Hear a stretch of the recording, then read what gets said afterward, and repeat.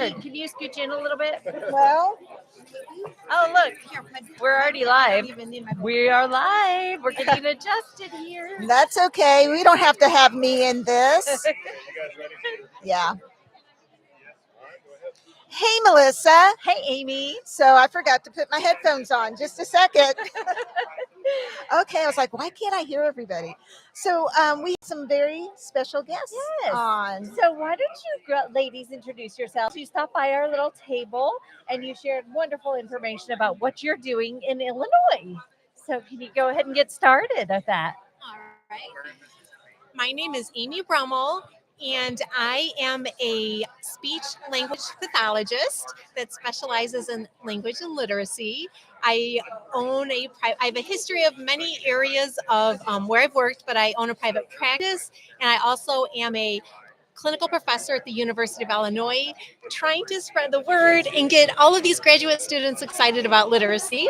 And I am here with my coworker, Kassidy Hansen. Hello, my name is Kassidy. I'm also a speech language pathologist. I'm a recent graduate from Purdue University in my clinical fellowship year. Very passionate about literacy, thanks to Amy and changing the lives of students through language and literacy intertwined together. I love it. So you ladies were telling us before we got started a little bit about what your how you go about this language and literacy entwinement. So can you tell us a little bit more about what you do? Yes. So we come from the idea that reading is 100% language. You cannot separate, you cannot take out the language from reading. So it's a very prescriptive way that we treat at our private practice. We do a diagnostic evaluation that can range from 2 hours to over 10 hours, depending on the needs of the child. And we look at all these language areas that impact reading, such as phonology, morphology, pragmatics, semantics, all of these areas, and we find out what's really tricky for the student, what's making learning really hard.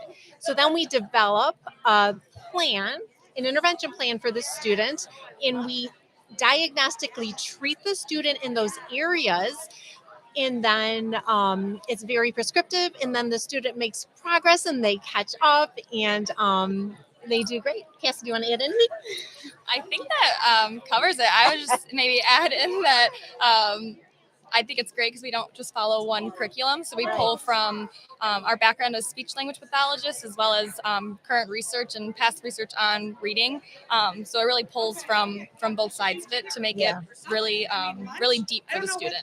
And I think that's an important thing that you said, that you're not following a curriculum necessarily, but you're being prescriptive and systematic and deliberate with what you're presenting or how you're remediating each student. Well, and you even said something too about the fact that you might see a child not making progress, even though they're getting the decoding intervention, but it might be because they need help with semantics. Yeah. Yes. So I had a student come to me from a rural Illinois area, and the parent said, "We're going into fourth grade. We've been in reading intervention since first grade, and we cannot get past the fifth percentile." And so they were going by oral reading fluency, and their oral reading fluency was in the low percentile. So I said, let's just do this diagnostic evaluation, find out what's going on.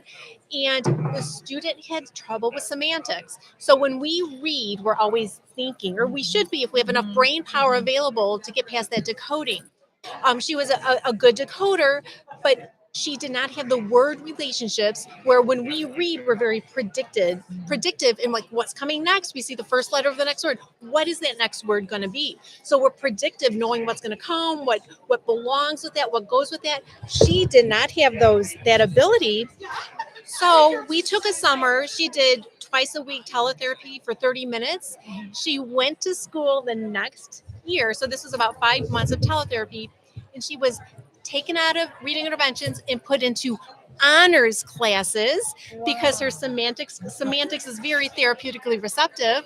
And she's been in honors ever since. Wow, that's incredible.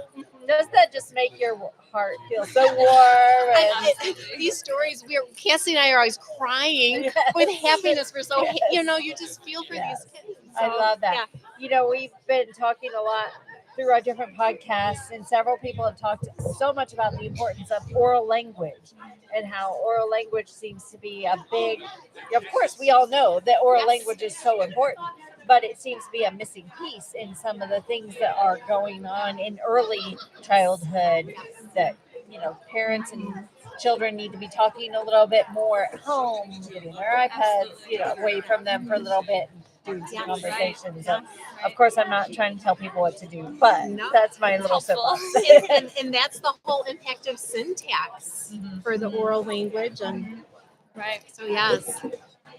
Yeah, well, you ladies have been a wealth of information for us, and you are in the Chicago area.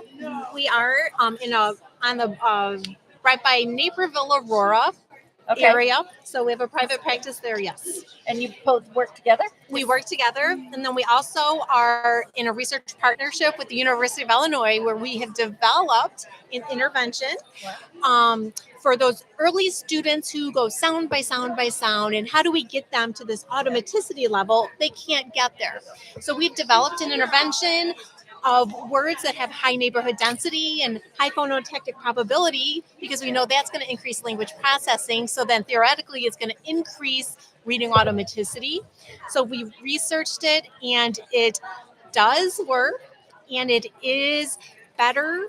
We have outperformed. We've had schools use it in its business as usual first semester, second semester, our intervention, and we've outperformed the first semester. And the wonderful thing about this is that it's free. So we're breaking all barriers by making it available to every community, every SCS area. And we have also done parent-led interventions and given it to parents, and parents are making 40%. One parent made a 40 percentile gain in math testing over the summer. Wow. So, yes. For adults. Yeah. Well, for doing it with their children. Okay. Yeah, okay. doing it with their children. Yes. So we're trying to help everyone so everyone can read. Awesome. So what is this called?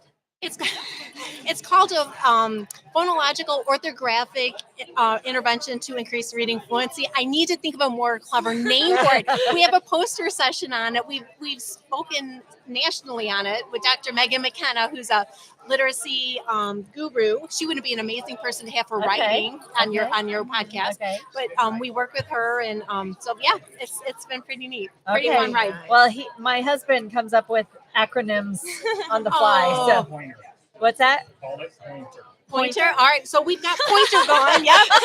We actually have a poster session on it Saturday, so we'll be doing that. So I love it. yeah. The first thing I thought of, it has pointer in it. Perfect. That's incredible. perfect. All right, well, everyone come to the poster session Saturday and check out Pointer. That's perfect. That's really good. love it. So if somebody wants to contact you, how can they reach you? We do have a website, and Kassidy and I are updating it. We'll give them the information. Our website, amysacademics.com. Yeah. And it's being updated as we speak. But the old one is still active, so they can reach us there and submit comments or questions to us. And How do you spell Amy? AMY. Okay, So because I'm Oh, AIME. Oh no! Yep. good thing you asked. Yes, for sure. Okay, so it's Amy Academics. Amy's AMYS. Yep. Academics.com. Yep. Okay. That's our website. They can reach us there. Great. Oh, Thank you, awesome. ladies. Thank Thank you you. for Fun. doing this. This is fun. This is Amy, And Melissa. and We're we'll be the back. Dyslexia Duo. Bye. Don't forget. Bye. Oh, thank you. That was fun. That was good. Yeah, that was really good. Oh. Super good at this. by the way. Oh, she's a great speaker. Good She's job. a great speaker. Really good. Thank you. I'm scared.